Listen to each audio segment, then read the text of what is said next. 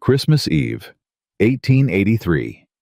Josiah Callahan dropped to his knees in the snow, cradling a woman he'd never seen before. She wasn't breathing. Her baby screamed against her frozen chest, and his own daughter stood behind him crying, "Daddy, save her! Please save her!" He hadn't saved anyone in 5 years. Not since he'd buried his wife and son in the ground behind his barn. But this woman's blue lips, this baby's desperate wail, this child begging him to be the man he used to be.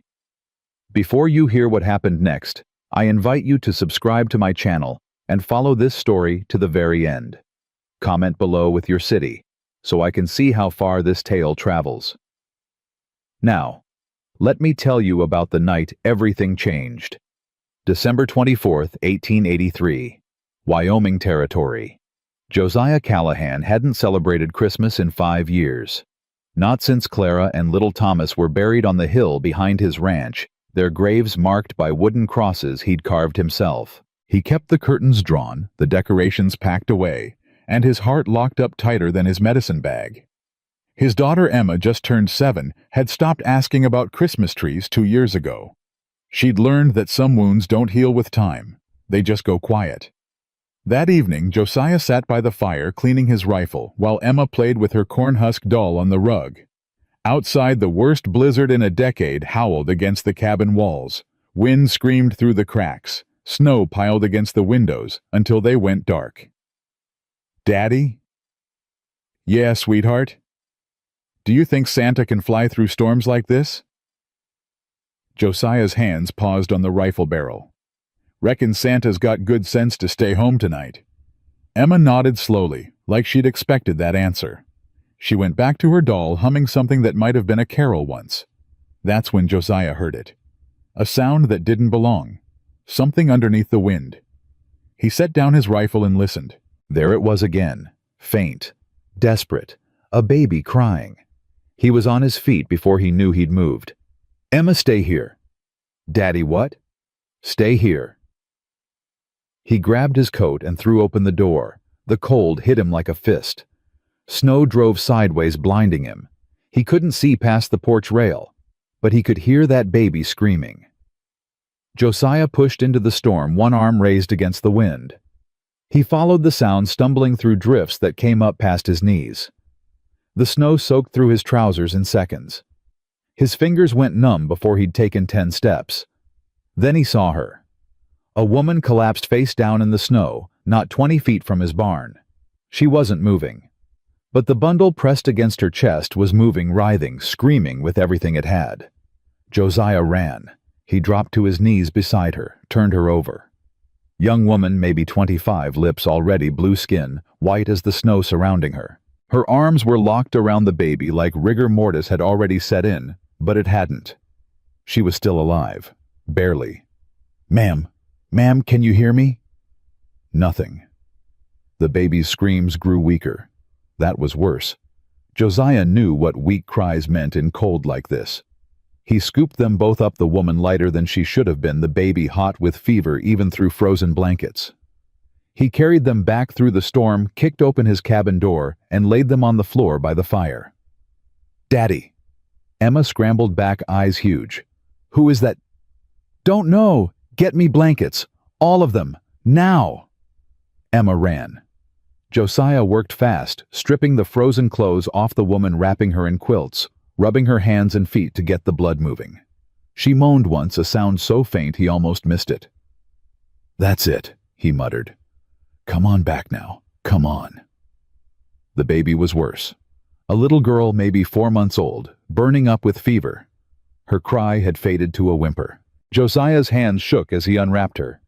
He knew that sound. That wet rattle in her tiny chest. Pneumonia. He'd heard it in his own son's breathing the night Thomas died. "Emma, bring me my medicine bag." His daughter froze in the doorway, arms full of blankets. "Daddy, you said you don't—" "Bring it." She dropped the blankets and ran to the trunk in the corner. The trunk he hadn't opened in 5 years. She dragged out the leather bag heavy with instruments and bottles he'd sworn never to touch again. Josiah took it with hands that wouldn't stop trembling. "I'm sorry, Clara," he whispered. "I know I promised, but I can't let another baby die." He worked through the night, crushed herbs for the fever, warmed oil for the baby's chest, spooned sugar water between blue lips when the little one was too weak to nurse. The woman drifted in and out, never fully waking her body, fighting to survive. Somewhere around midnight, the baby's breathing eased. The rattle faded. Color crept back into those tiny cheeks. Josiah sat back on his heels, exhausted, covered in sweat despite the cold. He'd done it. He'd actually done it. "Daddy." He turned. Emma stood in the doorway to her bedroom, wrapped in a quilt, watching with eyes too old for 7. "Is she gonna live, the baby?" "I think so." "Yeah." "What about the mama?" Josiah looked at the woman on his floor. She was breathing steady now, some color returning to her face. But she hadn't woken, hadn't spoken. He didn't even know her name. "Don't know yet, sweetheart. We'll see come morning." Emma padded across the floor and knelt beside the woman. She studied her face for a long moment, then looked up at her father. "She's pretty, Daddy. Even sick, she's pretty." "Go to bed, Emma." "Can I stay in case she wakes up?" Josiah wanted to say no, wanted to send his daughter away from this stranger, away from the mess that had just crashed into their quiet, broken life. But something in Emma's face stopped him. A light he hadn't seen there in years. Hope. "All right," he said, "but you sleep on the chair. I'll keep watch." Morning came gray and cold, the storm still raging. Josiah hadn't slept. He'd spent the night checking the baby's breathing, feeding the fire, watching the woman's face for any sign of consciousness. Around dawn, her eyes opened. She didn't move at first, just lay there staring at the ceiling, trying to remember how she'd gotten here. Then she turned her head and saw Josiah sitting by the fire, the baby asleep in his arms. She shot upright so fast she nearly fainted again. "Grace! Where's Grace?" "Easy, easy." Josiah held up one hand, the other cradling the baby. "She's right here. She's all right." The woman stared at her daughter's chest, heaving tears already streaming down her face. "She was so cold. She was so cold, and I thought she had pneumonia.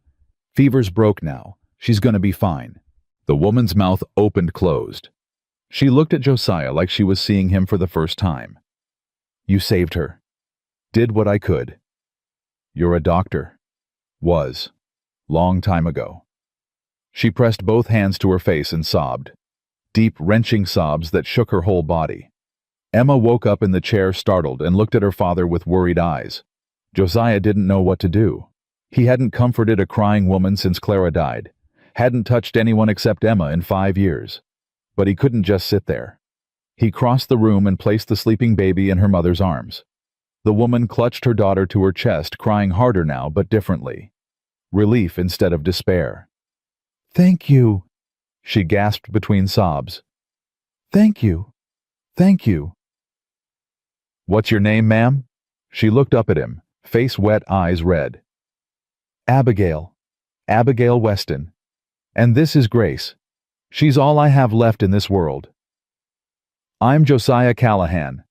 That's my daughter Emma over there. You're at Bitter Creek Ranch, about 15 miles north of Red Hawk." Abigail's face went white. "Red Hawk? That's where I was going. In a blizzard on Christmas Eve, with a sick baby." Something shifted in her eyes. Fear quickly hidden. "I didn't have a choice." Josiah knew that look. He'd seen it on the faces of soldiers during the war, men who'd seen things they couldn't speak about. He'd worn that look himself after Clara and Thomas. "Your husband?" he asked quietly. "Dead. 3 weeks now." "I'm sorry." "Don't be. She stopped, glanced at Emma, changed whatever she'd been about to say. "It's complicated." Emma climbed off her chair and walked over to stand beside her father. She studied Abigail with the frank curiosity of children. "How come you were out in the storm, Miss Abigail?" "Emma," Josiah warned. But Abigail shook her head. It's all right. She deserves to know if you're going to let me stay here until the storm passes. She took a shaky breath. I was running, Emma, running away from some very bad people. What kind of bad people? Emma. My husband's family. Abigail's voice was flat, now controlled. They want to take Grace from me. Say I'm not fit to raise her. They have money lawyers' connections. I have nothing except her. She looked down at the baby in her arms. So I ran. Thought I could make it to Red Hawk, find the stagecoach west. But the storm came so fast and Grace got sick and I... She couldn't finish. Josiah's jaw tightened. They chased you into this weather. I don't know. I hope not. But Warren's brother Victor, he's not the kind of man who gives up. Her eyes met Josiah's. I should leave as soon as the storm breaks. I don't want to bring trouble to your door, Mr. Callahan. You can't travel with a sick baby. I don't have a choice. You have a choice right now. The words came out sharper than he'd intended. And right now you're staying put until that little girl is strong enough to travel. That's not negotiable.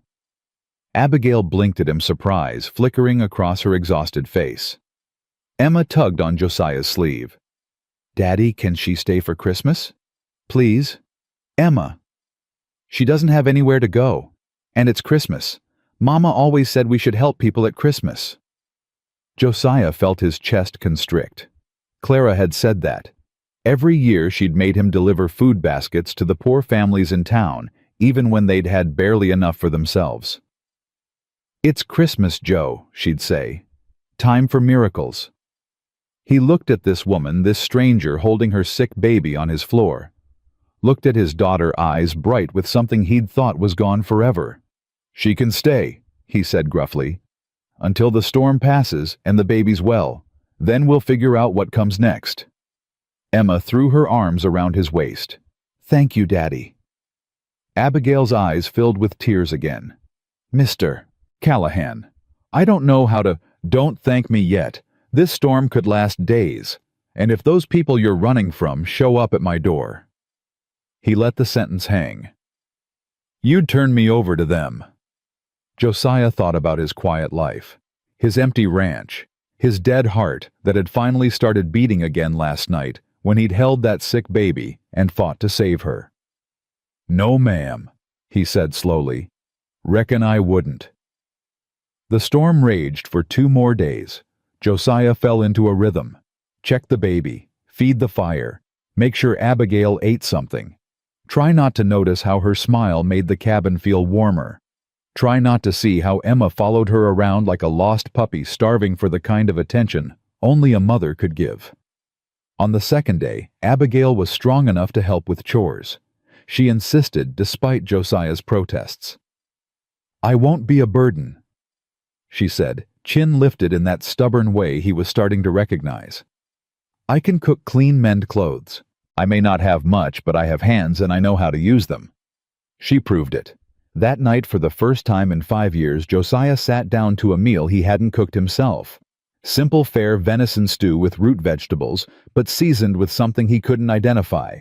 Something that reminded him of home. This is good, he said, surprised. Abigail ducked her head, but he caught the pleased flush on her cheeks. My mother's recipe. She was a cook back in Missouri before she married my father. Where are they now, your folks? Gone, both of them. Fever took them when I was 17. She stirred her stew, not eating. That's how I ended up married to Warren. I had no family, no money. He seemed kind at first, respectable. But he wasn't. It wasn't a question. Abigail didn't answer it anyway. Emma, oblivious to the adult tension, chattered away about the baby. She smiled at me today, Daddy, when I made faces at her. Miss Abigail, did you see? I saw, sweetheart. Abigail reached over and squeezed Emma's hand. You're very good with her. I always wanted a baby sister. Emma's face fell slightly. Mama was going to have one. But then, silence fell over the table. Josiah pushed back his chair. Emma, time for bed. But Daddy? Now. After she'd gone, Josiah and Abigail sat across from each other, the fire crackling between them. "I'm sorry," Abigail said quietly. "I didn't know about your wife. Emma told me. Some of it. It was a long time ago. 5 years isn't that long, I know." She did know. He could see it in her eyes. This woman understood grief in a way most people couldn't. "Emma seems—" Abigail hesitated. "She seems lonely, Mr. Callahan." "Josiah." "And yeah, she is. My fault. I've been dead inside since Clara passed. Emma deserves better. Just don't know how to give it to her. You saved my daughter's life last night." "That doesn't sound like a dead man to me." Josiah had no answer for that. The third morning, the storm finally broke. Josiah woke to silence the absence of wind, startling after days of howling. He went to the window and scraped away frost. Brilliant white everywhere, snow drifted high against the barn, but the sky was clear blue for the first time in a week. He turned to find Abigail, already awake, nursing Grace by the fire. Emma sat beside them, utterly fascinated by the baby eating. "Storm's past," Josiah said. Abigail's hands tightened on her daughter. "I should go then, before I cause you more trouble." "Go where snow's 4 feet deep. Roads won't be clear for days." "I'll manage. With a 4-month-old baby, I've managed worse." Josiah crossed his arms. "You're not leaving until—" The sound of horses cut him off. Multiple horses moving fast coming up the trail from town. Josiah grabbed his rifle. "Emma, take Miss Abigail and the baby to the root cellar." "Daddy." "Now Emma." Abigail's face had gone white. "It's them. Oh God, it's them, they found me." "We don't know that yet." "It's them. Victor must have tracked me somehow. Mr. Callahan, Josiah, please.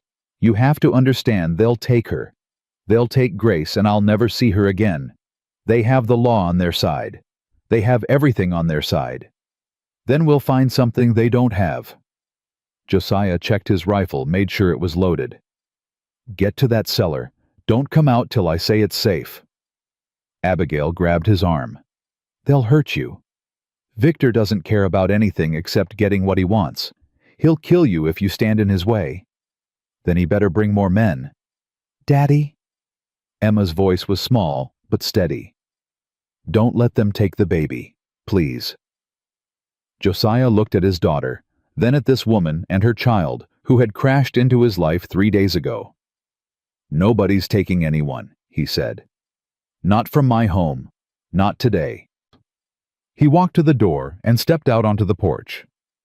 4 riders emerged from the tree line. Well-dressed men, city clothes under heavy coats, not locals. The man in front was tall, lean, with a face like a hatchet, and eyes that showed nothing. He pulled up his horse 20 feet from the porch. "Mr. Callahan, I presume." "Who's asking?" "Victor Weston. I believe you have my sister-in-law and niece in there. I've come to collect them." Josiah raised his rifle. "Reckon you've come a long way for nothing, Mr. Weston." Victor's expression didn't change. "I have legal custody papers, Mr. Callahan, signed by a judge in Montana. That woman is mentally unfit to care for a child. The court has awarded guardianship of my brother's daughter to me." "That's so." "It is. Now I'm willing to be reasonable about this. Hand them over peacefully, and I'll forget about pressing charges for harboring a fugitive." "And if I don't—" Victor smiled. It was the coldest thing Josiah had ever seen.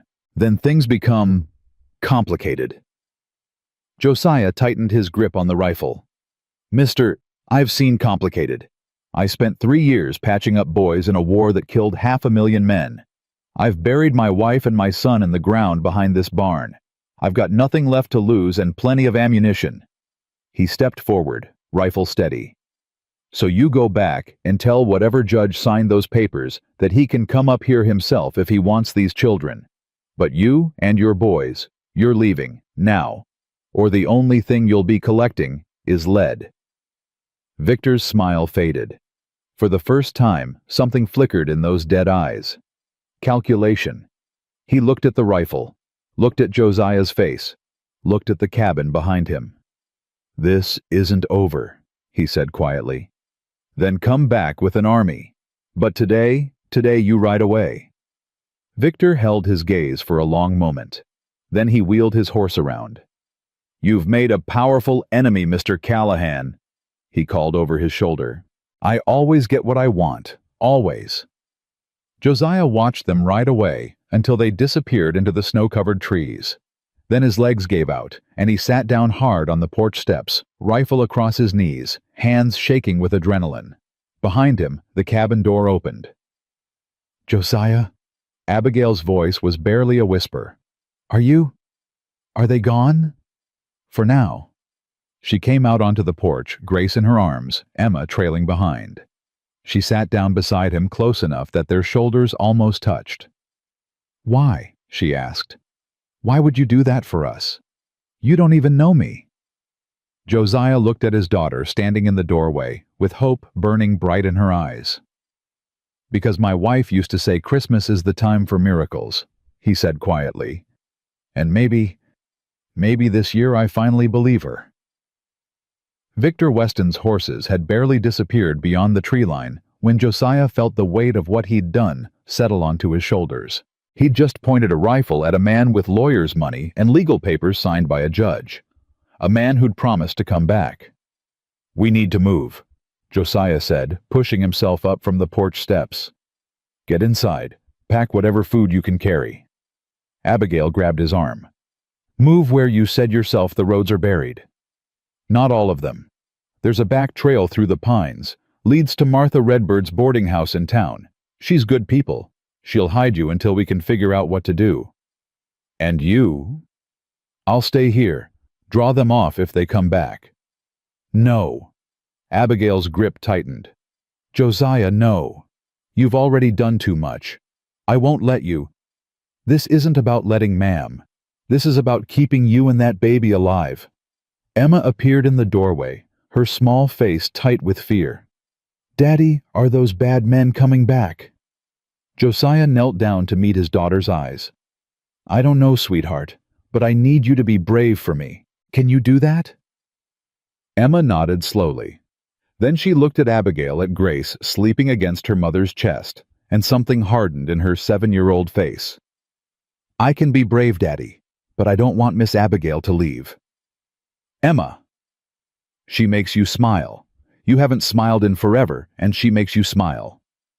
Josiah's throat closed up. He couldn't speak. Couldn't deny what his own daughter had seen so clearly. Abigail knelt down beside them, one hand reaching out to touch Emma's cheek. "Your daddy is trying to protect us, sweetheart. Sometimes that means people have to go away for a little while. But you'll come back." The question hung in the cold air. Abigail looked at Josiah, and something passed between them. Something neither of them was ready to name. "We'll see," Abigail whispered. "We'll see." They didn't make it to the back trail. Josiah was saddling his horse when he heard the sound that changed everything. Not hooves this time. Voices, coming from the direction of the main road. He drew his pistol and crept to the edge of the barn. 3 men on foot, trudging through the snow. Not Victor's men. These were locals. He recognized Silas Cooper from the general store and his 2 grown sons. "Callahan," Silas called out. "We need to talk." Josiah stepped into view, pistol still drawn. "Talk about what?" "There's men in town asking about a woman and a baby. Offering money for information. Serious money." Silas stopped 20 feet away, hands raised. "Word is, they came to your place this morning." "Word travels fast." "It's a small town." Silas's eyes dropped to the pistol, then back up. "Put that away, Callahan. We ain't here to cause trouble." "Then why are you here?" Silas shifted his weight. His sons looked uncomfortable, glancing at each other like they wished they'd stayed home. "Thing is," Silas said slowly, "Victor Weston is offering $500 to anyone who helps him find that woman. And And $500 is a lot of money, more than most folks in Red Hawks see in a year. Josiah raised the pistol. I asked you a question, Silas. Why are you here? Because my wife would skin me alive if I took blood money. Silas actually smiled, just a little. She remembers when your Clara helped her through the fever 3 winters back. Says a man who'd take money to hurt a mother and child ain't a man worth being. Josiah slowly lowered the pistol. So what are you telling me? I'm telling you that some folks in town are greedy, and some folks got memories. The greedy ones are already talking to Weston's people. The ones with memories. Silas shrugged. We're here to tell you to watch your back, and to ask what you need. I need to get this woman and her baby somewhere safe. Can't go to town. Weston's got men watching the roads. What about Martha Redbird's place? Silas shook his head. First place they'll look. Weston's already been there asking questions. Martha didn't tell him nothing, but they're watching her now. Josiah felt the trap closing around them. No roads out, no safe houses. Winter closing in on all sides. What about the Patterson place? One of Silas's sons spoke up. Old homestead north of here. Been abandoned since the Patterson family moved to California. That's 10 miles through rough country. Better than staying here and waiting for Weston to come back with more men. The son had a point. Josiah's ranch was defensible, but not against a determined assault, and Victor Weston had struck him as nothing if not determined. All right, Josiah said. We'll head for the Patterson place, but I'll need supplies. Blankets, food, ammunition. Silas nodded. We can get you those, but it'll have to be tonight after dark. Can't have Weston's people seeing us come and go. Tonight then. Silas turned to leave, then stopped. Callahan, this woman, she worth all this trouble. Josiah thought about Abigail's smile, about the way Emma had attached herself to her like a drowning child to a piece of driftwood, about the feeling that had been growing in his chest these past 3 days, something warm and terrifying and real. Yeah, he said quietly. She is. The hours until nightfall crawled by. Josiah kept watch at the windows while Abigail paced the cabin, Grace fussing in her arms. Emma sat by the fire unusually quiet, her corn-husk doll forgotten in her lap. Tell me about your husband, Josiah said without turning from the window. Abigail stopped pacing. Why? Because I need to understand what we're up against. Victor Weston didn't ride all the way to Wyoming in a blizzard just to collect a niece he's never met. There's something else going on here. Silence stretched between them. Then Abigail sat down on the edge of the bed, Grace settling against her shoulder. Warren Weston was the second son of a wealthy family in Montana, she began. Cattle money mostly. His older brother Victor ran the business, always treated Warren like he was worthless. Warren handled it by drinking. A lot. He hurt you. Abigail's hand went unconsciously to her ribs. When he drank. And when he died. 3 weeks ago. Fell off his horse riding home drunk from a saloon. Broke his neck. She laughed, but there was no humor in it. I thought I was finally free. Then Victor showed up at the funeral, with papers claiming Warren had signed over guardianship of any children to him. Said it was in Warren's will. Was it? Warren never made a will. He could barely sign his own name when he was sober. Abigail's voice hardened. Victor forged those papers, I'm sure of it. But how do you prove that against a man who owns half the judges in Montana? Why does he want Grace so badly? Abigail looked down at her daughter. Because of what Warren told me the night before he died. He was drunk like always, but sometimes the drink made him honest instead of mean. He said his father's original will left equal shares to both sons, but after Victor took over, he had the will changed, made himself the sole heir. Warren was supposed to contest it, but he never did. He was too weak, too scared of his brother. Josiah turned from the window. So the original inheritance would pass to Warren's children. Grace is the only legitimate heir to half the Weston fortune. Abigail's eyes met his. Victor doesn't want to raise her. He wants her to disappear.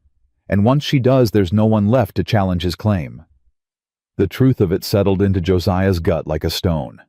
This wasn't about custody. This was about money. And men who killed for money didn't stop until the job was done. "Daddy?" Emma's small voice broke through the heavy silence.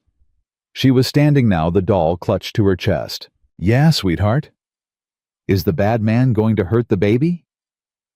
Josiah crossed to his daughter and knelt before her.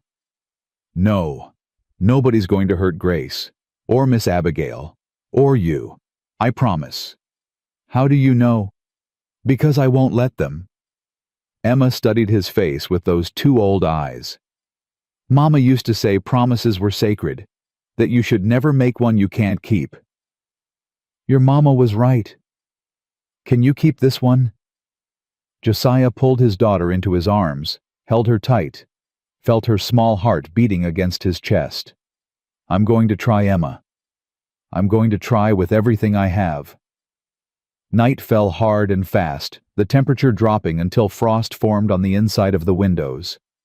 Josiah had just finished loading the last of their supplies into saddlebags when he heard horses approaching. His rifle was in his hands before the sound had fully registered. "That's not Silas," Abigail whispered. She'd heard it too. Too many horses. Too fast. "Cellar," Josiah said. "Now." This time, Abigail didn't argue. She grabbed Grace and Emma's hand and ran for the root cellar door. Josiah took position by the front window. Through the frost-covered glass he counted the riders. 8 men. Victor Weston at the head, and beside him a man wearing a sheriff's badge. Josiah's stomach dropped. "Callahan," Victor's voice rang out across the snow. "I've got Sheriff Dawson here with a warrant for your arrest. Kidnapping and harboring a fugitive. Come out peacefully and we can settle this like civilized men." Josiah didn't move. He knew what civilized meant to men like Victor. It meant compliance, submission, death. "I've also got a writ of custody," Victor continued. "Signed by Judge Patterson himself. That woman and child are coming with us whether you cooperate or not. The only question is whether you spend Christmas in a jail cell or a coffin." Emma's voice drifted up from the cellar. "Daddy." "Stay down, sweetheart. Stay quiet." Josiah's mind raced. 8 men. A sheriff with legal papers. No backup coming until Silas arrived with supplies, if he came at all. The odds were impossible. But he'd faced impossible odds before. In muddy field hospitals during the war, surrounded by dying men with nothing but whiskey and prayer to work with. He'd learned something in those terrible years. Impossible only means no one's done it yet. "Callahan, I'm giving you 30 seconds. Josiah made his decision. He walked to the door and opened it, stepping onto the porch with his rifle lowered but ready. "Sheriff Dawson," he called out. "We've met before. You remember when I set your boy's broken arm 2 winters back, wouldn't take payment as I recall." The sheriff shifted uncomfortably in his saddle. That was different, Callahan. Was it, your boy could have lost that arm if the bone had set wrong. I sat with him for 6 hours making sure the splint was perfect. Your wife brought me coffee and thanked me with tears in her eyes. Callahan. Now you're here to arrest me on Christmas Eve for protecting a mother and baby from a man who wants them dead. That's not... Sheriff Dawson started, but Victor cut him off. Enough of this. Sheriff, do your job or I'll find someone who will. The sheriff's face flushed red, but he dismounted from his horse. Callahan, I'm sorry. The law's the law. I've got papers here that say, papers can lie, Sheriff. Men with money can make papers say whatever they want. That's not for me to decide. That's for a judge. The same judge who signed papers for Victor Weston. Josiah let that sink in. How much did that cost Weston? $100. 200. What's the going rate for a judge's signature in Montana these days? Victor's face twisted with rage. Sheriff, arrest this man now. Sheriff Dawson hesitated. His hand hovered near his pistol, but he didn't draw it. "Callahan," he said quietly, "don't make this harder than it needs to be." "I'm not the one making it hard, Sheriff. He is." Josiah nodded toward Victor. "Ask yourself something. If he's got legal custody, why did he come here with 8 armed men instead of just you and those papers? If everything's above board, why does he need guns to collect a baby?" The sheriff's eyes moved from Josiah to Victor and back. The other riders shifted uneasily. "Mr. Weston," the sheriff said slowly, "maybe we should—" "I didn't pay you to think." Victor's voice was ice. "I paid you to do what I tell you." The words hung in the air. Several of the riders exchanged glances. Sheriff Dawson's face hardened. "You didn't pay me anything, Weston. I'm the law in this territory. I don't work for you." "Don't you?" Victor smiled that cold smile. "Your mortgage, your wife's medical bills, your gambling debts at the saloon in Helena. I own all of it. I own you." Something broke in the sheriff's face. Josiah saw it happen. Saw a man who'd spent his whole life trying to be decent suddenly realize how far he'd fallen. "No," Sheriff Dawson said. "No, you don't." He turned his horse around. "What are you doing?" Victor's voice rose. "Get back here. I'm going back to town. This doesn't feel right. Those papers don't feel right. And I'm not going to help you hurt a mother and child on Christmas Eve." He rode away. 3 of Victor's men went with him. Their horses' hooves faded into the darkness, leaving Victor with only 4 riders. "Cowards!" Victor screamed. "Worthless cowards!" He wheeled on Josiah, his composure finally cracking. "You think this changes anything? I'll come back tomorrow with 20 men. I'll burn this ranch to the ground. You'll leave." A new voice, coming from the tree line. Josiah turned to see Silas Cooper emerging from the darkness. Behind him came more figures.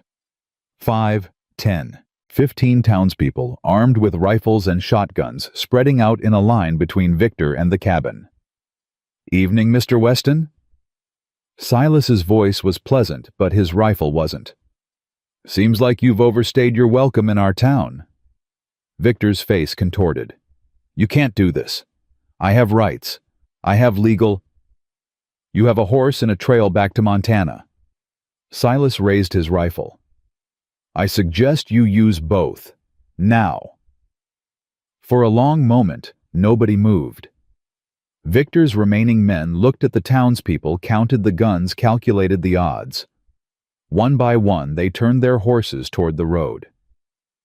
"This isn't over," Victor hissed at Josiah.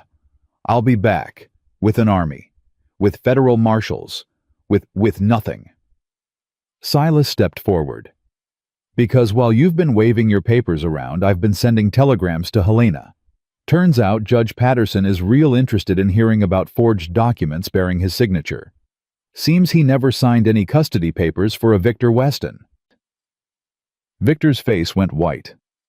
"Also turns out," Silas continued, "that there's folks in Montana who remember your brother's widow. Remember her black eyes and broken ribs. Remember her showing up at church with bruises she couldn't explain. They're willing to testify, Mr. Weston. Against you, against your brother, against the whole rotten family." Victor sat frozen on his horse. "So here's what's going to happen," Silas said. "You're going to ride out of here tonight. You're going to go back to Montana, and you're going to drop this whole thing. Because if you don't, those witnesses are going to talk. That judge is going to investigate. And I reckon what they find won't look too good for the Weston family fortune." Silence. Then Victor yanked his horse around and spurred it toward the road. His remaining men followed, swallowed up by the darkness. Josiah stood on his porch rifle still in his hands and watched them go. "Silas," his voice came out rough, "I don't know what to say." "Don't say nothing." Silas walked up onto the porch and clapped him on the shoulder. "Clara saved my wife's life. This is just me settling accounts." "But the telegrams, the witnesses?" Silas shrugged. "Might have stretched the truth a bit. Haven't actually sent any telegrams yet, but I will first thing tomorrow, and I do know folks in Montana who'd be willing to talk." He grinned. "Sometimes a good bluff is all you need." The cellar door creaked open. Abigail emerged, Grace in her arms, Emma clinging to her skirt. Her face was streaked with tears. Is it over?" Josiah looked at her, at his daughter, at this strange, broken, beautiful family that had somehow formed around him in the space of 3 days. "For tonight," he said. "It's over for tonight." Abigail crossed the porch and stopped in front of him. Grace stirred in her arms, making soft sounds. "You saved us again." "Wasn't just me, was all of them." He gestured towards the townspeople, some of whom were already heading back toward the road. "But you stood. When it mattered, you stood." Josiah didn't know what to say to that. Didn't know how to explain that standing was all he'd had left, that protecting her and Grace and Emma had been the first real thing he'd felt in 5 years. Emma solved his dilemma by throwing herself against his legs. "Daddy, you were so brave." He picked her up, held her close, felt her small arms wrap around his neck. "We're all brave, sweetheart. Every single one of us." Over Emma's shoulder, he met Abigail's eyes. She smiled. And for the first time since Clara died, Josiah Callahan smiled back. Later that night, after the townspeople had gone and the cabin had settled into quiet, Josiah sat by the fire with Emma asleep in his lap. Abigail had put Grace down in the basket they'd fashioned into a crib, and now sat across from him, her face golden in the firelight. "What happens now?" she asked softly. "Silas sends those telegrams tomorrow. We build a case. Fight Victor in court if we have to. That could take months, years. Probably. I can't impose on you for that long. You've already done so much." "Abigail." Josiah stopped her. "Where else would you go?" She opened her mouth, closed it, looked down at her hands. "I don't know. I've been running so long I forgot how to stand still." "Then stand still here." The words came out before he could stop them. "Stay, for as long as you need." Abigail looked up. Her eyes were bright with unshed tears. "Josiah, you don't know me. Not really. We met 3 days ago. I know you walked through a blizzard to save your daughter. I know you've been protecting her from people who want her dead. I know you've got more courage in your little finger than most men have in their whole bodies." He paused. "And I know my daughter smiles when she's around you. Haven't seen that smile in 5 years. A tear slipped down Abigail's cheek. She brushed it away. "What about you? What about me? You've been hiding up here alone for 5 years, punishing yourself for something that wasn't your fault. Is that going to change?" The question cut deep. Josiah looked at Emma sleeping peacefully in his arms. "Clara used to say I carried too much weight. Tried to save everyone, blamed myself when I couldn't." He took a breath. She was right. After she died, I gave up. Told myself I'd failed, so what was the point of trying anymore? And now? Josiah met Abigail's eyes. Now I've got a reason to try again. The fire crackled. Grace made a soft sound from her basket. Emma stirred, but didn't wake. Abigail stood across the space between them and knelt beside his chair.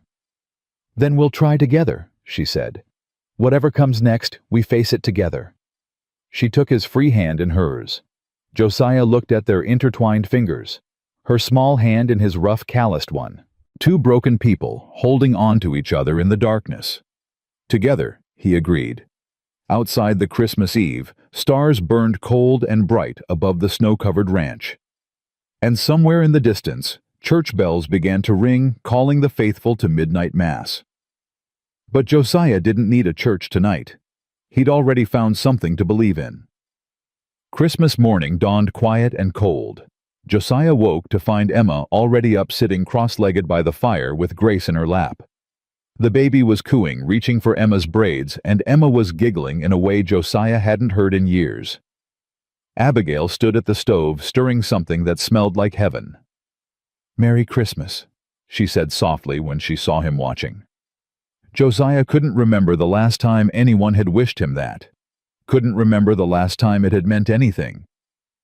"Merry Christmas," he said back and meant it. They ate breakfast together like a real family. Johnny cakes with molasses, salt pork coffee, strong enough to strip paint. Emma chattered about nothing and everything while Grace banged a wooden spoon against the table. Abigail laughed at something Emma said, and the sound of it filled up spaces in Josiah's chest that had been empty for 5 years. He was clearing the dishes when the door burst open. Silas Cooper stumbled in face red from the cold, breathing hard. "They're coming back." Josiah's hand went to his pistol. "Victor. Not just Victor." Silas bent over, hands on knees, catching his breath. "He rode to Fort Laramie last night. Came back this morning with federal marshals, 6 of them. They've got papers, Josiah. Real papers this time, signed by a federal judge." The blood drained from Abigail's face. She grabbed Grace from Emma's arms and held her tight. "How long?" "Hour, maybe less. They're gathering at the church first. Weston's making a show of it. Wants the whole town to see him take what's his." Josiah's mind raced. Federal marshals changed everything. He could face down hired guns. He could stare down a corrupt sheriff. But federal law was something else entirely. "There's got to be a way," Abigail whispered. "There's got to be something we can do." "There might be." Silas straightened up. "Martha Redbird sent me. She says to bring the woman and baby to her place. Says she knows something that could help." "What kind of something?" "Wouldn't say. Just said it's important. Said it could change everything." Josiah looked at Abigail, at Emma, at the life he'd started to build in the space of 3 days. "All right, let's go." They moved fast. Josiah saddled 2 horses, while Abigail bundled Grace in every blanket they had. Emma insisted on coming, and there wasn't time to argue. They rode hard through snow that came up to the horses' chests. The trail to town was dangerous in good weather. In the aftermath of a blizzard, it was suicide. But they didn't have a choice. Halfway there, Emma's horse stumbled. The animal went down hard, throwing Emma into a snowdrift. Josiah was off his horse before the scream left his throat. "Emma! Emma!" She sat up, face pale, clutching her arm. "Daddy, it hurts!" He checked her arm quickly, feeling for breaks. "Nothing, just bruised." "Can you ride with me?" "I think so." He lifted her onto his horse, settled her in front of him. Emma's injured horse was struggling to stand. Its leg wasn't broken, but it couldn't carry a rider anymore. "Leave it," Silas said. "We don't have time." They pressed on. Martha Redbird's boarding house sat at the edge of town, a 2-story building that had seen better days. Martha herself was waiting on the porch when they rode up. She was a small woman, weathered by years of hard living, but her eyes were sharp as broken glass. "Inside," she said. "Quickly." They dismounted and hurried through the door. Martha closed it behind them and threw the bolt. "Victor's men are watching the streets. They saw you come in. Won't be long before they're here." "Silas said you knew something," Josiah said. "Something that could help." Martha looked at Abigail, studying her face. "Your mother," she said. "What was her name?" Abigail blinked. "Sarah. Sarah O'Brien. Why?" "Her mother. Your grandmother. What was her name?" I don't know. My mother never talked about her family. Said they disowned her when she married my father." Martha nodded slowly. "Because she married a white man. A Catholic. Her people didn't approve. Her people? Cherokee." Martha's voice was quiet but certain. "Your grandmother was Singing Bird, daughter of Chief Walking Thunder. Full-blooded Cherokee, which makes you 1/4 Cherokee by blood." Abigail stared at her. "That's impossible. I would have known." "Would you?" "Your mother ran away to Missouri when she was 15. Changed her name. Never spoke of her past. Probably thought she was protecting you. Martha turned to Josiah. But blood is blood, and under federal treaty law, anyone with native blood can claim tribal protection. Josiah felt something shift in his chest. Hope. You're saying Grace has Cherokee blood. I'm saying Grace is the great-great-granddaughter of a Cherokee chief, which makes her eligible for tribal enrollment. And once she's enrolled, federal custody papers don't apply. Josiah finished the thought. Tribal jurisdiction supersedes territorial law. Exactly. Abigail shook her head. But I don't have any proof. No documents. No family records. Nothing. You have me. Martha pulled something from her pocket. A small leather pouch worn with age. This belonged to your grandmother. She gave it to your mother the day she ran away. Your mother gave it to me before she died. Asked me to keep it safe to give it to you if you ever came looking for the truth. Abigail took the pouch with trembling hands. Inside was a silver pendant, intricately carved with symbols she didn't recognize. That's the mark of Chief Walking Thunder's family, Martha said. Only his direct descendants can wear it. It's proof of your bloodline. Tears streamed down Abigail's face. Why didn't she tell me? Shame, fear. The world wasn't kind to mixed-blood children in those days. She thought she was protecting you by keeping you white. Martha's voice softened. She didn't know that someday that blood might be the only thing that could save your daughter. The sound of horses outside cut through the moment. They're here, Silas said from the window. 6 marshals, Victor, and that snake of a lawyer he brought from Helena. Josiah drew his pistol. Is there a back way out? Won't matter, Martha said. They've got the building surrounded. I counted men in the alley when you rode up. Then we fight. With what, 3 guns against 6 federal marshals? Silas shook his head. This isn't a fight we can win, Josiah. So what do you suggest? We just hand her over. I suggest we stall. Martha moved toward the door. I'll talk to them. Buy you time to figure something out. Martha, I'm an old woman, Josiah. What are they going to do, shoot me? She smiled grimly. Besides, I've been waiting 20 years to give Victor Weston a piece of my mind. His father cheated my husband out of his land claim back in '62. Consider this settling old debts. She opened the door and stepped onto the porch. Josiah moved to the window, watching as Martha confronted the marshals. Victor sat on his horse behind them, his lawyer at his side, that cold smile back on his face. This is federal business, ma'am, one of the marshals said. We have orders to collect a woman named Abigail Weston and her infant daughter. This is my property, Marshal, and I haven't invited anyone in. Ma'am, I don't want to do this the hard way. Then don't. Martha's voice was steel. You boys ride all the way from Fort Laramie to steal a baby on Christmas morning. That what you signed up for when you pinned on those badges? The marshal shifted uncomfortably. We're just following orders. Orders from who? That man. Martha pointed at Victor. You know what kind of man he is? You know what his family does to people who get in their way. That's enough. Victor pushed his horse forward. Marshal, this woman is obstructing justice. Remove her. The marshal hesitated. Mr. Weston, she's just an old woman. I said remove her. Inside the boarding house, Josiah's grip tightened on his pistol. If they touched Martha, he'd wait. Abigail's voice stopped him. She was staring at the pendant in her hands, something changing in her face. I have to go out there. Abigail, no. If I don't, they'll hurt Martha. They'll hurt all of you. She looked at Josiah, tears still wet on her cheeks.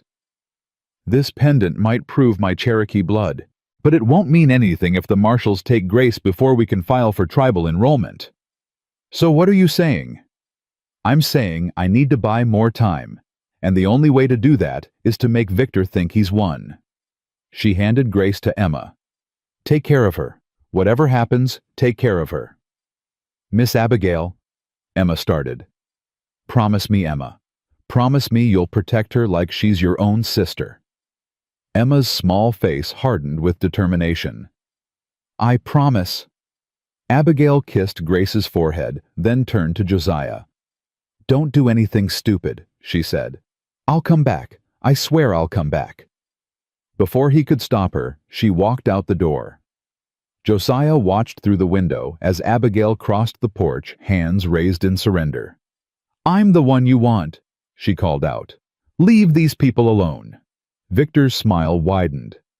"Mrs. Weston, how lovely to see you being reasonable for once.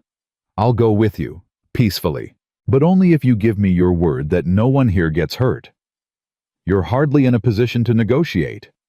And you're hardly in a position to drag an unconscious woman through town on Christmas morning." Abigail's chin lifted. "People are watching, Victor. The whole town is watching. You want to look like a monster in front of everyone?" Victor's jaw tightened. He glanced around, noticed the faces and windows, the townspeople gathering at the edges of the street. "Fine," he said through clenched teeth. "No one gets hurt. Now where's the baby?" "Inside. But she's sick. Running a fever. You drag her out into this cold, she won't survive the journey." The lawyer leaned over and whispered something in Victor's ear. Victor's eyes narrowed. "You're stalling." "I'm being practical. That child is worth a fortune to you, isn't she? Dead, she's worth nothing." Another whispered conference. Then Victor nodded. "The baby stays here until she's well enough to travel. 3 days. But you come with us now." "Agreed." "No." Josiah burst through the door, pistol raised. "She's not going anywhere." The marshals drew their weapons. 6 guns aimed at Josiah's chest. "Put it down, mister," the lead marshal warned. "Put it down, or we'll put you down." "Josiah." Abigail's voice was calm, steady. "Josiah, listen to me. This is the only way. 3 days. I can survive 3 days. He'll kill you. The moment you're out of sight of the town, He won't. He needs me alive until he has Grace." She stepped toward him close enough that the marshals tensed but didn't fire. 3 days. That's all you need. Find a way to prove my bloodline. Get Grace enrolled with the Cherokee. Save my daughter." Josiah's hand shook. Every instinct screamed at him to shoot, to fight, to die, protecting this woman he'd only known for 3 days, but somehow couldn't imagine living without. But Emma's face flashed through his mind. Grace's tiny fingers. The promise Abigail had made his daughter keep. Slowly he lowered his pistol. 3 days, he said, his voice rough. "If you're not back in 3 days, I'm coming for you." Victor laughed. "Touching. Marshal, take her." They put Abigail on a horse, tied her hands to the saddle horn. She looked back once as they led her away, her eyes finding Josiah's across the snow. Then she was gone. Josiah stood in the street watching until the riders disappeared around the bend. "What now?" Silas asked quietly. Josiah turned back toward the boarding house where Emma stood in the doorway holding Grace. "Now," he said, "we find out if Martha's story is true, and we do it before Victor decides 3 days is too long to wait." The next 48 hours were a blur of desperate activity. Silas rode to the telegraph office and sent messages to every Cherokee contact he could think of. Martha dug through decades of correspondence looking for anything that could confirm Abigail's ancestry. Josiah barely slept, spending his nights poring over maps and legal documents, trying to find some loophole, some technicality that could save Grace. Emma refused to leave the baby's side. She fed her, changed her, sang her the same lullabies she'd heard Abigail sing. Sometimes late at night, Josiah found her crying into Grace's blankets. "What if Miss Abigail doesn't come back?" she asked him once. "What if the bad man hurts her?" "She'll come back," Josiah said, wishing he believed it. "She promised." "Mama promised too. She promised she'd never leave us." The words hit Josiah like a physical blow. He pulled Emma into his arms and held her while she cried. "I know, sweetheart, I know. But sometimes promises get broken. Not because we want them to be. Just because life is hard and unfair and things happen that we can't control, then why make promises at all? Josiah thought about that. Thought about Clara, about Thomas, about Abigail's face as they led her away. Because promises aren't about what we can guarantee, he said slowly. They're about what we're willing to fight for, what we're willing to die for. Miss Abigail made a promise to come back, and I made a promise to save her daughter. Those promises might break, but we make them anyway, because that's what love is. It's fighting for something even when you know you might lose. Emma was quiet for a long moment. Do you love Miss Abigail, Daddy? The question hung in the air. I don't know, Josiah admitted. I've only known her 3 days. But do you love her?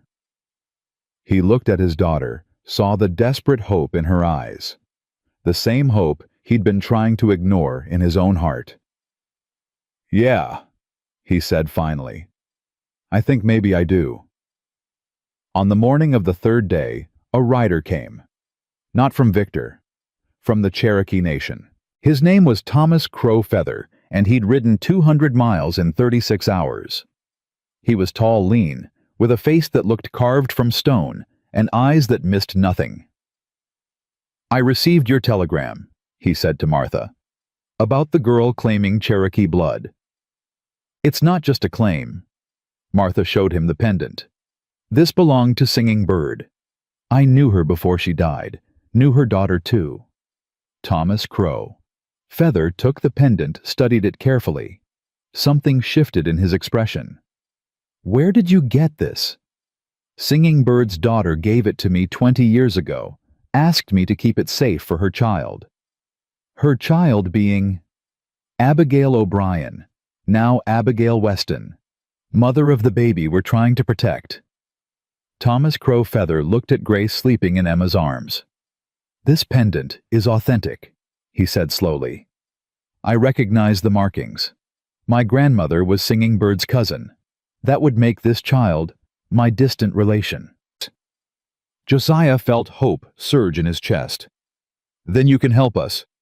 I can do more than help. Under the Treaty of New Echota, any person of Cherokee blood has the right to tribal enrollment, and once enrolled, they fall under tribal jurisdiction, not territorial law. He looked at Josiah. Where is the child's mother? Taken, by a man named Victor Weston. He's holding her at his camp outside town, waiting to collect the baby. Then we need to move fast.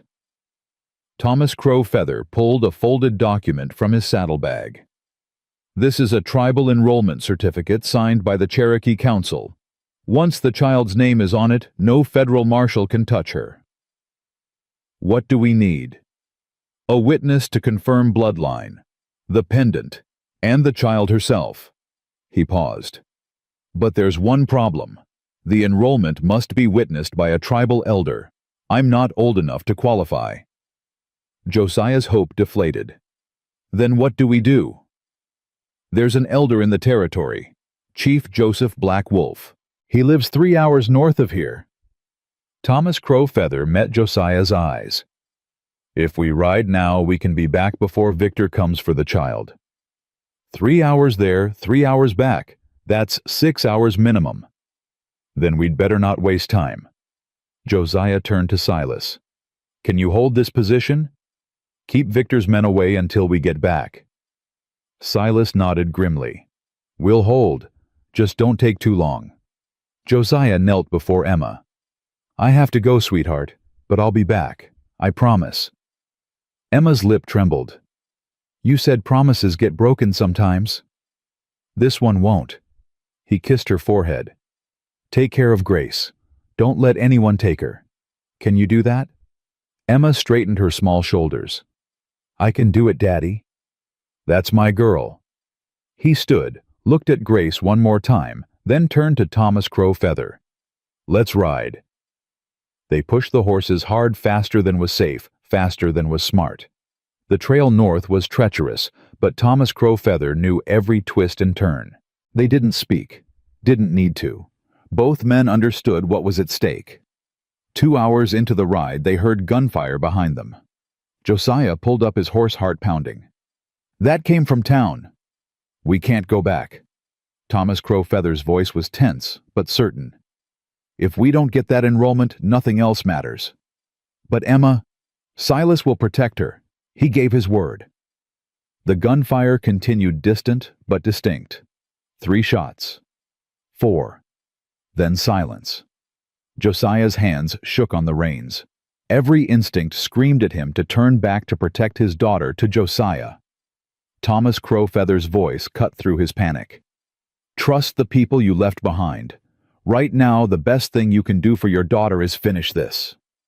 He was right. Josiah knew he was right. But knowing didn't make it any easier. They rode on. Chief Joseph Black Wolf lived in a small cabin at the edge of Cherokee territory. He was ancient, nearly 90 years old, with skin like weathered leather, and eyes that had seen 3 generations of broken treaties and stolen land. But his mind was still sharp. Thomas Crowfeather explained the situation, while Josiah paced, mind still on those gunshots, still on Emma. Chief Black Wolf listened without interrupting. Then he examined the pendant, turning it over in his gnarled fingers. "This belonged to my aunt," he said finally. "Singing Bird. I remember when her daughter ran away. Broke her heart." "Then you can confirm the bloodline?" Thomas Crowfeather asked. "I can do better than confirm it. I witnessed Singing Bird's daughter's birth. I held that baby in my arms the day she came into this world." He looked at Josiah. "This child you're trying to protect. She's family. Distant, but family. And family protects family." He signed the enrollment document. "There. The child is now legally Cherokee. No white man's court can touch her." Josiah grabbed the document. "Thank you. Thank you more than I can ever—" "Don't thank me. Go save that baby." Chief Black Wolf's eyes hardened. "And tell Victor Weston that if he ever sets foot in Cherokee territory, he won't leave alive." They rode back even faster than they'd come.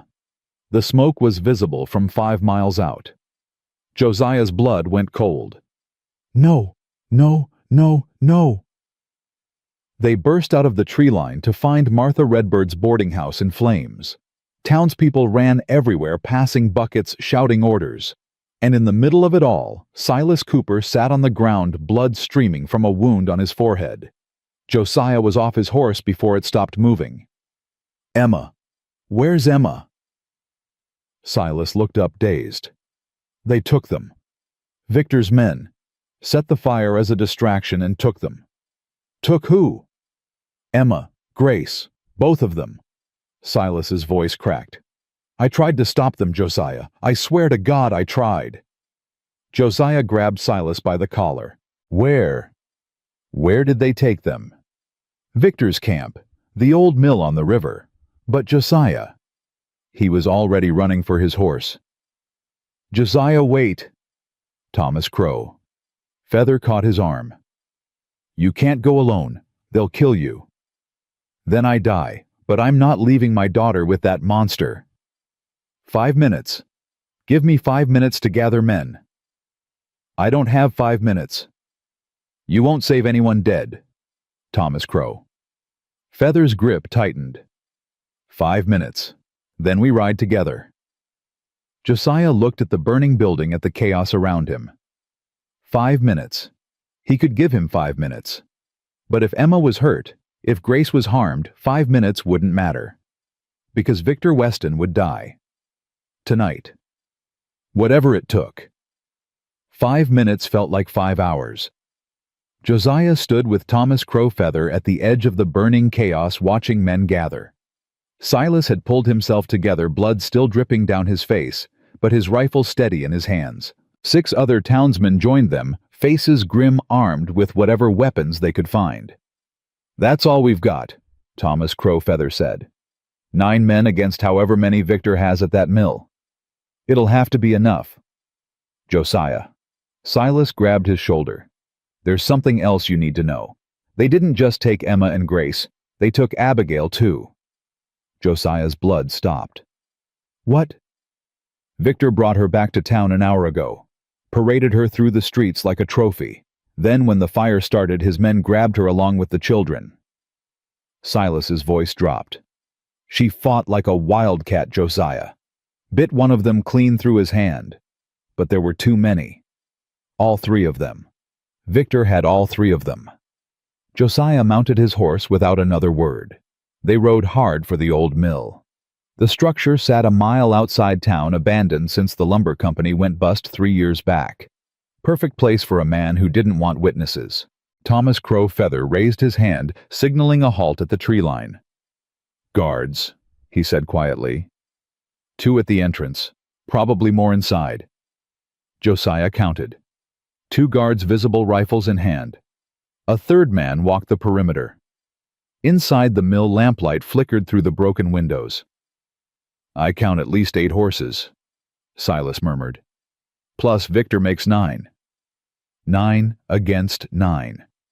Even odds, except Victor's men were professionals. Hired guns who killed for money. The townsmen were farmers, shopkeepers, fathers. We need a distraction, Thomas Crow Feather said. Something to draw the guards away.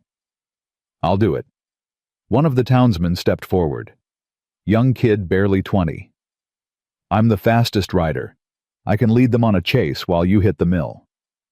That's suicide. Maybe. The kid's jaw set. But that little girl in there? She came into my store last week, bought a penny candy and said, "Thank you, sir," like I was somebody important. Nobody's ever called me sir before. He looked at Josiah. I ain't letting them hurt her. Josiah gripped the young man's shoulder. What's your name? Billy Cooper. Silas is my cousin. Billy Cooper, I won't forget what you're doing tonight. Billy nodded once, then spurred his horse toward the mill. The guard saw him immediately. Hey, you there, stop. Billy didn't stop. He rode straight at them, whooping like a madman, then veered away at the last second. 2 guards gave chase, then a third. Now, Thomas Crow Feather hissed. They hit the mill from 3 directions. Josiah went through the main entrance rifle, up firing before his eyes had adjusted to the lamplight. 1 guard went down, then another. Chaos erupted. Men shouted. Guns blazed. Someone screamed. Through the smoke and confusion, Josiah saw them. Emma. Huddled in the corner, Grace clutched to her chest. And behind them, hands bound, face bruised, but eyes blazing with defiance, Abigail. Victor Weston stood over them, pistol in hand. That's far enough, Callahan. Josiah froze. Victor's gun was pointed directly at Emma's head. Drop the rifle. Now. Around the mill, the gunfire had stopped. The townsmen were pinned down, outnumbered by Victor's remaining men. Thomas Crow Feather stood with his hands up, a gun pressed to his back. Josiah let his rifle fall. Smart man. Victor smiled that cold smile. Now let's discuss terms. There are no terms. You're done, Weston. Am I? Victor gestured at the men surrounding them. I count 6 guns on my side and exactly 1 on yours. Seems like I'm far from done. The baby's Cherokee. Josiah pulled the enrollment document from his coat. Signed by Chief Joseph Black Wolf himself. Witnessed by Thomas Crow Feather of the Cherokee Nation. She's under tribal jurisdiction now. Your custody papers are worthless. Victor's smile flickered, just for a second. Let me see that. Josiah held up the document. Victor snatched it, scanned it quickly. His face went pale. This is a trick, a forgery. Call it what you want, but the Cherokee Council will recognize it. So will any federal court that isn't in your pocket. Josiah stepped forward. It's over, Victor. You've lost. I haven't lost anything. Victor's composure cracked. That baby is worth millions. Millions. I didn't come all this way, didn't do everything I've done to lose to some half-breed document and a washed-up frontier doctor. What you've done, Abigail's voice cut through the tension. You mean murder my husband, forge custody papers, try to kidnap my daughter. Your husband was a drunk and a failure. He didn't deserve that inheritance. And you do, a man who'd steal from a baby. Victor turned the gun toward Abigail. Shut up. Shut up or You'll what kill me. Abigail laughed, but there was no humor in it. Go ahead. Kill me in front of all these witnesses. Kill a Cherokee baby's mother while a tribal representative watches. See how far you get. Victor's hand trembled. The gun wavered. In that moment of hesitation, Emma moved. She grabbed the lantern beside her and threw it. Not at Victor. At the oil-soaked rags piled against the wall. The mill exploded into flame. Everything happened at once. Victor screamed as fire caught his coat. His men scattered, some running for the exits, others trying to beat out the flames.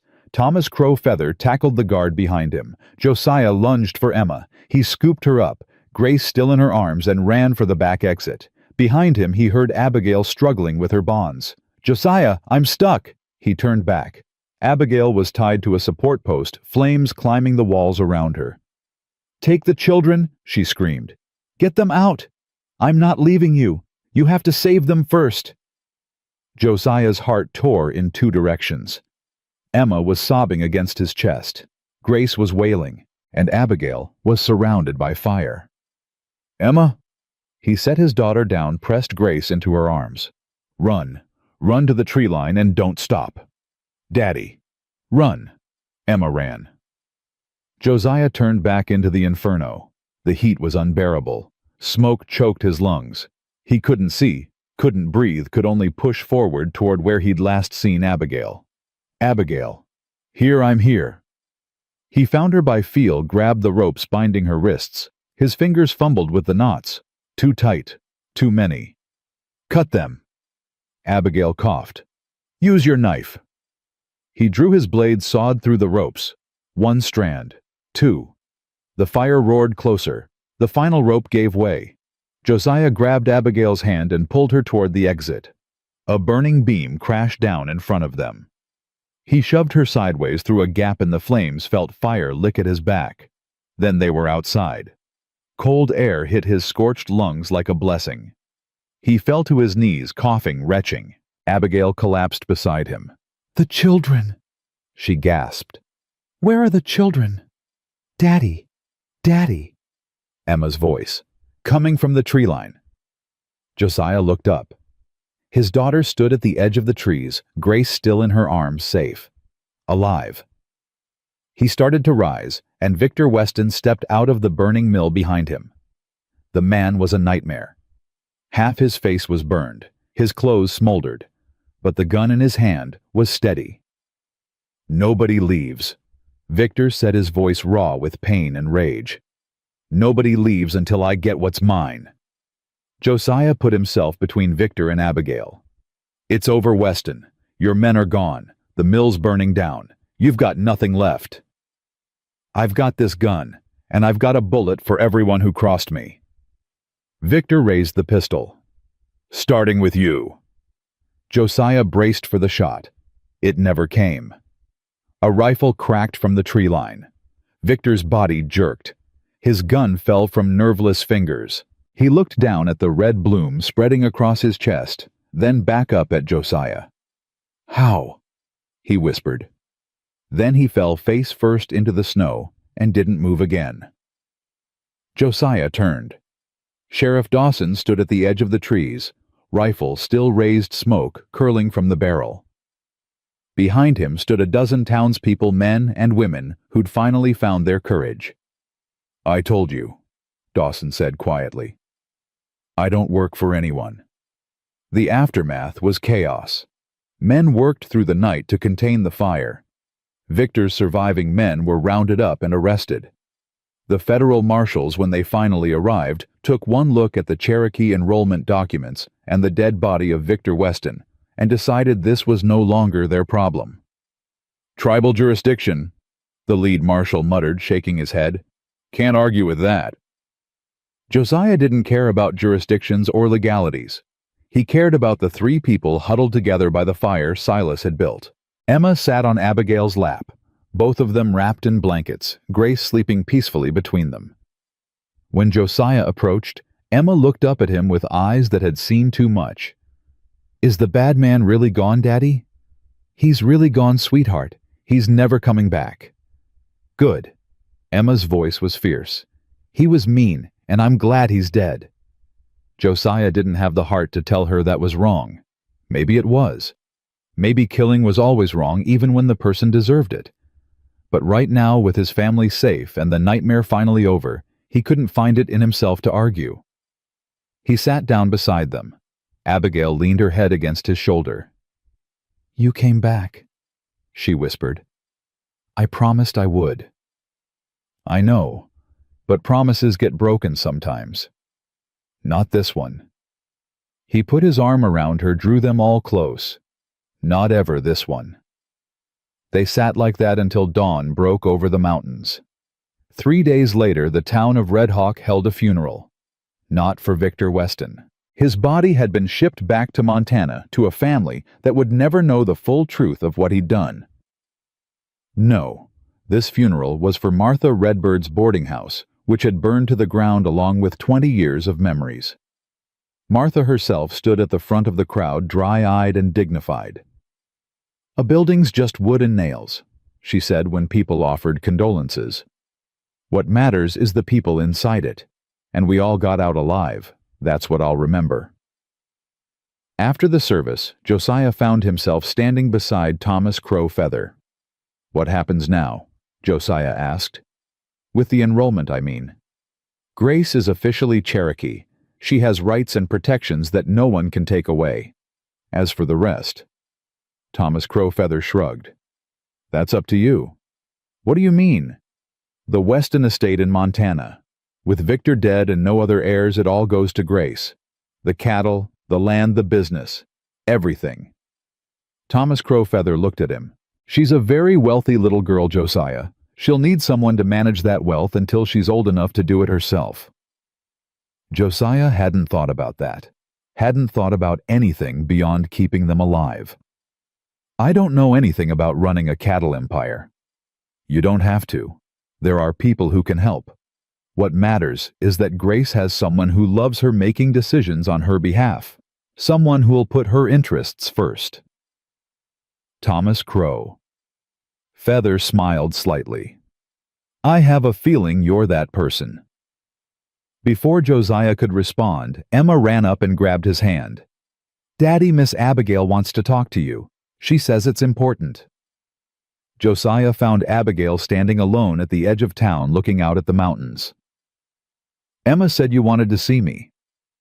"I've been thinking." Abigail didn't turn around. "About what happens next." "What do you mean?" "Victor's dead. Grace is safe. The immediate danger has passed." She took a breath. "Which means I don't have a reason to impose on you anymore." Josiah's heart stopped. "You're leaving." "I should. You've already done so much, risked so much. You almost died in that fire because of me." "I'd do it again." Abigail finally turned. Her eyes were bright with tears. "That's the problem, Josiah. You would do it again. You'd keep risking everything for me and Grace, and eventually your luck would run out. Eventually, something would happen that even you couldn't survive. So you're running away to protect me." "I'm trying to do what's right." Josiah stepped forward, took her hands in his. "You want to know what's right. What's right is you and Grace staying here. What's right is Emma having someone to call Mama again. What's right is me waking up every morning knowing my family is safe and whole." His voice cracked. "I spent 5 years alone, Abigail. 5 years pushing everyone away because I was scared of losing them. I don't want to be scared anymore." Tears spilled down Abigail's cheeks. "You barely know me. I know you walked through a blizzard to save your daughter. I know you faced down a man who wanted you dead and never flinched. I know my daughter loves you, and my heart." He swallowed hard. "My heart hasn't felt this alive since Clara died." "Josiah, stay, please. Not because you have nowhere else to go, but because this is where you belong. With me, with Emma, as a family." Abigail stared at him for a long moment. Then she smiled through her tears. "You're a stubborn man, Josiah Callahan." "I've been told. And you're asking me to marry you. Is that what this is?" The word hit him like lightning. "Marriage.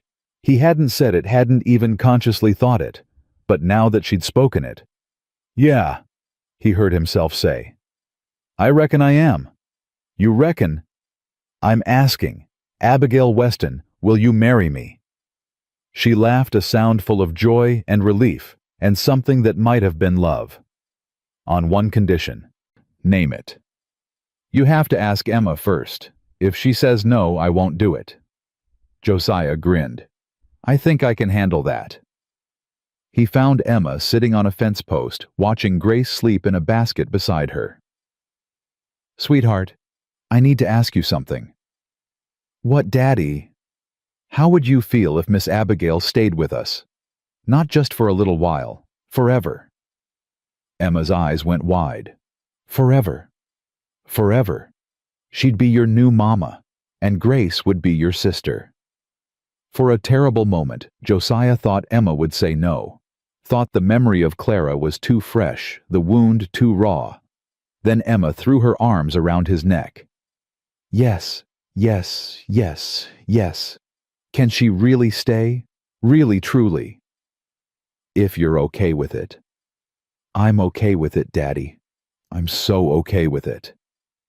Emma pulled back, suddenly serious. "But you have to promise to love her, Daddy. Not just take care of her. Really love her." Josiah felt tears prick at his eyes. "I promise, sweetheart. I already do." The wedding took place on New Year's Day, 1884. The whole town came. Silas Cooper served as best man. Martha Redbird stood up for Abigail. Emma held Grace throughout the ceremony, beaming so bright she could have lit up the night sky.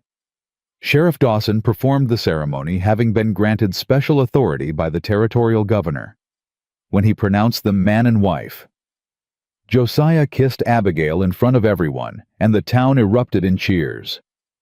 "Ladies and gentlemen," Dawson announced, "I present Mr. and Mrs. Josiah Callahan and their daughters, Emma and Grace." Their daughters. The words hit Josiah like a wave. Not his daughter and her daughter. Their daughters.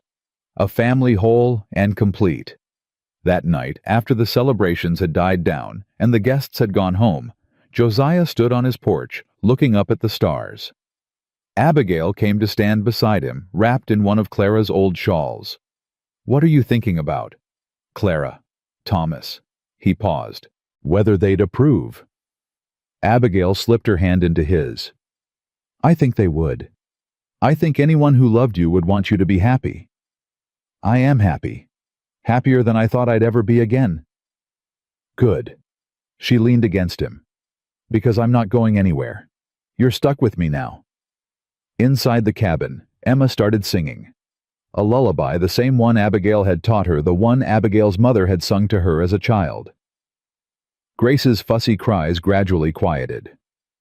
"Listen to that," Josiah murmured. "I know. She's a natural mother, that one. She's had a good teacher." They stood together in the cold winter night, listening to their daughter sing their baby to sleep.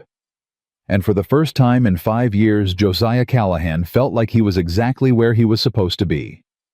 Spring came to Wyoming, like a promise finally kept.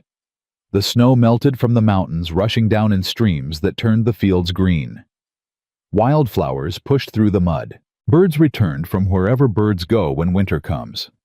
And at Bitter Creek Ranch, life settled into something Josiah had almost forgotten existed.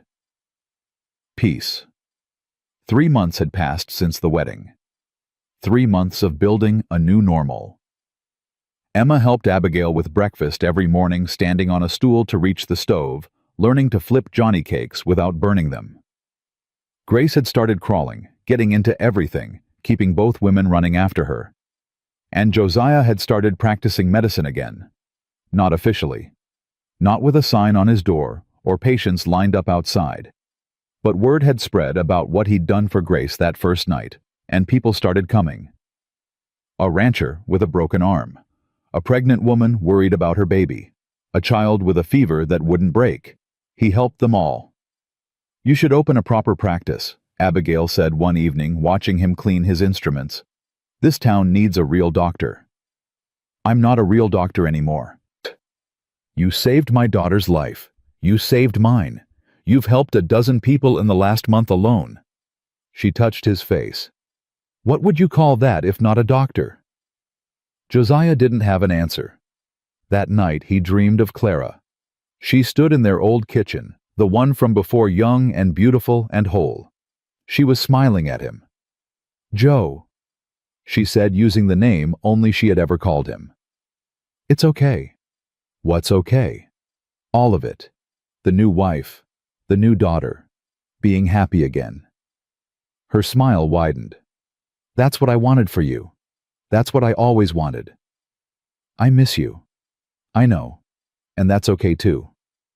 She reached out, touched his chest where his heart beat. There's room in here for both. Love doesn't work like a bank account. Loving them doesn't mean you love me less. I'm scared. Scared I'll lose them too. You might. Life doesn't make promises, Joe, but you've learned something most people never learn. She started to fade. You've learned that the risk is worth it, that loving someone is worth the possibility of losing them. That's called courage, Joe. And you've finally found it. He woke with tears on his face. Abigail stirred beside him. Josiah, what's wrong? Nothing. He wiped his eyes. Nothing's wrong. Everything's exactly right. She didn't press, just moved closer, laid her head on his chest, and held him until dawn. The trouble started on a Tuesday. Josiah was in town, picking up supplies from Silas's store, when a stranger rode in. Well-dressed man on an expensive horse, wearing the kind of suit that didn't belong anywhere west of St. Louis. He asked for directions to Bitter Creek Ranch. Silas gave them, then immediately sent his son running to warn Josiah. The message arrived 10 minutes after Josiah got home. By then the stranger was already there, standing on the porch talking to Abigail. Mr. Callahan. The stranger extended his hand. My name is Edward Pierce.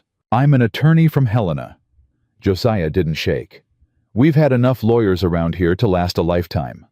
I understand, and I'm not here to cause trouble. Pierce pulled an envelope from his jacket. I'm here to deliver news about the Weston estate. Abigail had gone pale. What kind of news? May we speak inside? They sat around the kitchen table while Pierce explained. Victor Weston was dead, but the legal complications of his death were just beginning. The Weston estate was massive, worth millions, and Victor had died without a will. Under Montana law, that means the estate passes to the nearest living relative. Pierce looked at Grace playing on the floor with Emma. Which is that little girl? We already knew this, Josiah said. Thomas Crow Feather told us. Yes, but there's a complication. Pierce's expression grew grave. Victor Weston had debts, significant debts. He'd been borrowing against the estate for years, financing various schemes and speculations. Now those creditors want their money. How much? Abigail's voice was barely a whisper. Approximately $200,000. The number hung in the air. 200,000. More money than most people would see in 10 lifetimes. If the creditors aren't paid, Pierce continued, they'll seize the estate, the cattle, the land, everything. Grace would inherit nothing. Then let them have it. Josiah's voice was hard. We don't need Weston money. It's not that simple, Mr. Callahan. If the estate is seized, the creditors will come after Grace personally. As Victor's legal heir, she's liable for his debts. They could take everything you own, this ranch, your savings, everything. Abigail grabbed Josiah's hand. There has to be something we can do. There is. Pierce leaned forward. The estate includes one asset that could cover all the debts with money to spare. A silver mine in the Montana mountains. Victor purchased it 3 years ago, but never developed it. Recent surveys suggest it's worth at least $500,000. Then sell it. That's the problem. The mine is on land that's currently under dispute. The Cherokee Nation claims it was illegally taken from tribal territory in 1872. They're challenging the original sale in federal court. Pierce looked at Josiah. If the Cherokee win, the mine reverts to tribal ownership. If they lose, Grace can sell it and pay the debts. So we're caught between creditors and a land dispute, Josiah said. Essentially, yes. Abigail stood abruptly. I need some air. She walked out. Josiah watched her go, then turned back to Pierce. What do you recommend? Honestly negotiate. The Cherokee don't want a protracted legal battle any more than you do. If you can reach a settlement, one that acknowledges their claim while allowing the mine to be sold, everyone wins. And if we can't, then this goes to court. And courts are unpredictable, Mr. Callahan, especially where Indian affairs are concerned. After Pierce left, Josiah found Abigail sitting on the hill behind the barn, looking at the 4 graves. Clara, Thomas, and the 2 markers they'd added for Abigail's parents. I'm sorry, she said when he sat down beside her. I thought this was over. I thought we could just live our lives and be happy. We can. We will. How we've got creditors coming after us, a land dispute that could drag on for years, and a fortune that's more trouble than it's worth. She laughed bitterly. Some inheritance. Abigail, look at me. He turned her face toward him. I don't care about the money. I don't care about the estate. All I care about is you, Emma, and Grace. The rest is just noise. But if they take the ranch, then we start over. Wouldn't be the first time. Won't be the last. He kissed her forehead. We survived Victor Weston. We'll survive this too. Abigail closed her eyes. I love you, Josiah Callahan. I love you too. Now let's go figure out how to keep our home. The next morning, Josiah rode to find Thomas Crow Feather. The Cherokee representative was staying at the rebuilt boarding house, helping Martha manage the construction of the new building. When Josiah explained the situation, Thomas's face grew thoughtful. I've heard about this mine, he said. The land was part of a treaty agreement in 1868. The federal government promised it would remain tribal territory. Then they found silver, and suddenly the boundaries got redrawn. So the Cherokee claim is legitimate. Absolutely. But proving it in court is another matter. The federal government doesn't like admitting it broke its own treaties, even when the evidence is overwhelming. Josiah leaned forward. What if we didn't go to court? What do you mean? Pierce suggested negotiating, finding a settlement that works for everyone. What would that look like? Thomas Crow. Feather was quiet for a long moment. The tribe doesn't care about silver, he said finally. We care about the land. The mine is located on sacred ground, a burial site from before the white man came. What we want is acknowledgement, recognition that the land was stolen, and we want the burial site protected, not torn apart for metal. And if you got that acknowledgement, if the burial site was protected, then the rest could be negotiated. The silver doesn't matter. Honoring our ancestors does. Josiah stood. Then let's make a deal. The negotiations took 2 weeks. Josiah met with Thomas Crow Feather, Edward Pierce, and representatives from 3 different creditor groups. They argued, they bargained. They walked away from the table twice and came back 3 times. Through it all, Josiah kept thinking about Clara, about what she would have done. She'd had a gift for finding common ground, for seeing what people really wanted underneath what they said they wanted. Victor Weston stole from everyone, he said during one particularly heated session. He stole from my wife's family when he killed her husband. He stole from the Cherokee when he bought land that wasn't for sale. He stole from the creditors when he borrowed money he knew he'd never repay. None of us created this mess, but all of us can choose to end it. The room went quiet. What are you proposing? One of the creditors asked. The mine gets sold. 50% of the proceeds go to the creditors. 25% goes to the Cherokee for a memorial and protection of the burial site. The remaining 25% goes into a trust for Grace to be managed by the Cherokee Council until she's of age. You're giving up control of your own daughter's inheritance. I'm putting it in the hands of people I trust, people who've already proven they care about her welfare. Josiah looked at Thomas Crow Feather. Grace has Cherokee blood. Her inheritance should be protected by Cherokee law. Thomas Crow Feather nodded slowly. That's acceptable. I'll present it to the council. The creditors looked at each other. One by one they nodded. We have a deal, Pierce said. The papers were signed on a Thursday. Josiah rode home with a copy of the agreement in his saddlebag, and a weight lifted from his shoulders. The creditors would be paid. The Cherokee would get their memorial. Grace would have a future protected by people who cared about more than money, and his family would keep their home. Abigail was waiting on the porch when he rode up. She took one look at his face and burst into tears. It's done! It's done! She threw her arms around him, sobbing and laughing at the same time. Daddy! Daddy! Emma came running from the house. Miss Martha said you might have good news. Is it good news? Josiah picked her up, held her tight. It's the best news, sweetheart. We're staying right here, forever. Forever, ever. Forever, ever. That night the whole town came for a celebration. Martha brought food from the boarding house. Silas brought whiskey from his private stock.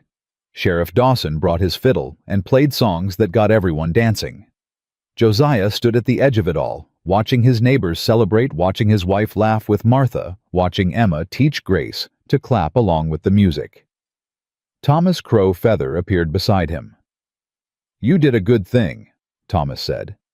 Not many white men would have put Cherokee interests in that agreement. Grace is Cherokee. Her interests are Cherokee interests. That's not how most people think. Maybe that's the problem. Thomas Crow Feather smiled. You would have made a good tribal member, Josiah Callahan. Is that an invitation? Consider it standing. Later, after the guests had gone and the children were asleep, Josiah and Abigail sat together by the fire. I've been thinking, Abigail said. About what? About what you said to the creditors. About putting Grace's inheritance in Cherokee hands.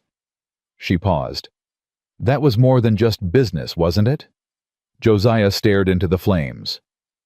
When I was in the war, he said slowly, I saw what men do when they think they're right. Saw them kill, torture, destroy all in the name of something they believed in. And I realized that believing you're right doesn't make you right. It just makes you dangerous. And that relates to Grace. How? Because I don't trust myself with that kind of power, that kind of money. I've seen what it does to people, seen how it corrupts even the best intentions. He looked at her. I wanted Grace to grow up protected by people who measure wealth differently. People who value land for its history, not its silver. People who think in generations, not bank accounts. Abigail took his hand. Clara was right about you. What do you mean? Before she died, she told Martha something. Martha told me last week. Abigail's eyes glistened. She said you were the best man she'd ever known, but you didn't know it yet. She said someday you'd figure it out, and when you did, you'd be unstoppable. Josiah's throat tightened. She said that she knew you, Josiah, better than you knew yourself. Abigail squeezed his hand. And she was right. You've become the man she always believed you could be. Summer turned to fall. Fall turned to winter again.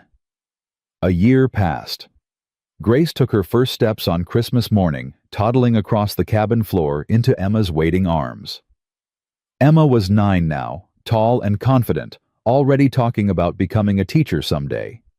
Abigail was pregnant again, due in the spring, and Josiah had finally opened his medical practice in town.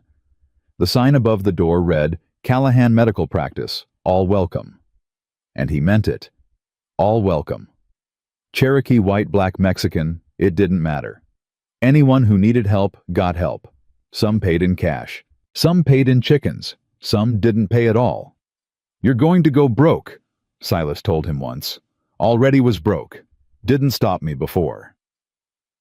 Life wasn't perfect. Winters were still hard. Money was still tight. Grace still had occasional nightmares about things she was too young to remember, but old enough to feel. But they had each other, and that was enough. On the second anniversary of the night Abigail collapsed in his barn, Josiah gathered his family on the porch. I want to tell you something, he said. Something I've been thinking about for a long time." Abigail sat beside him, Grace in her lap, Emma leaning against her shoulder.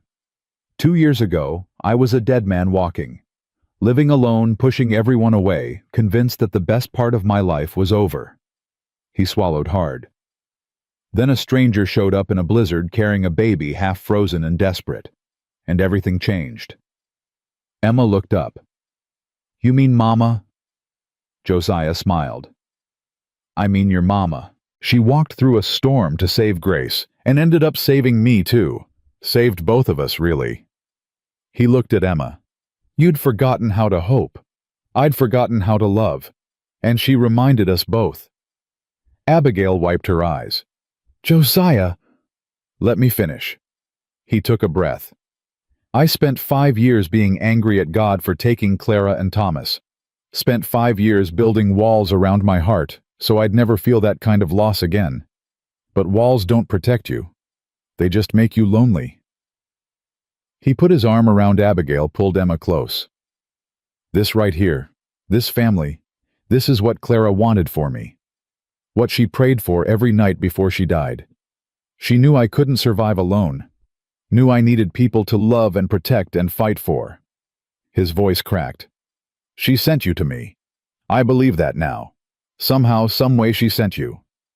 Grace reached up and grabbed his finger, babbling happily. "And you," Josiah said, smiling down at her. "You're the miracle that made it all possible. The reason your Mama braved that storm. The reason I remembered who I used to be." He lifted her up, kissed her forehead. "You saved us all, little one. Just by being born." That night, after the children were asleep, Josiah walked up the hill to the graves. He knelt beside Clara's marker, placed his hand on the cold stone. "I kept my promise," he said quietly. "I found happiness again, found love, found a family worth fighting for." He paused. "I hope you can see it from wherever you are. I hope you know that I never stopped loving you. Never will." A breeze rustled through the pines, soft, gentle, like a whisper. Josiah smiled. "Thank you," he said, "for sending them to me, for believing I was worth saving, even when I didn't believe it myself." He stood, looked up at the stars. "I'll take care of them, Clara. I'll love them the way you loved me. I promise." He walked back down the hill. Abigail was waiting on the porch, wrapped in a blanket. "Everything okay?" "Everything's perfect." He took her hand. "Let's go inside. It's cold out here." Josiah: "Yeah. I'm glad I got lost in that blizzard." He kissed her soft and slow. "Me too. Me too." 40 years later, an old man sat on that same porch, watching his grandchildren play in the yard. Emma had become a teacher, just like she'd dreamed.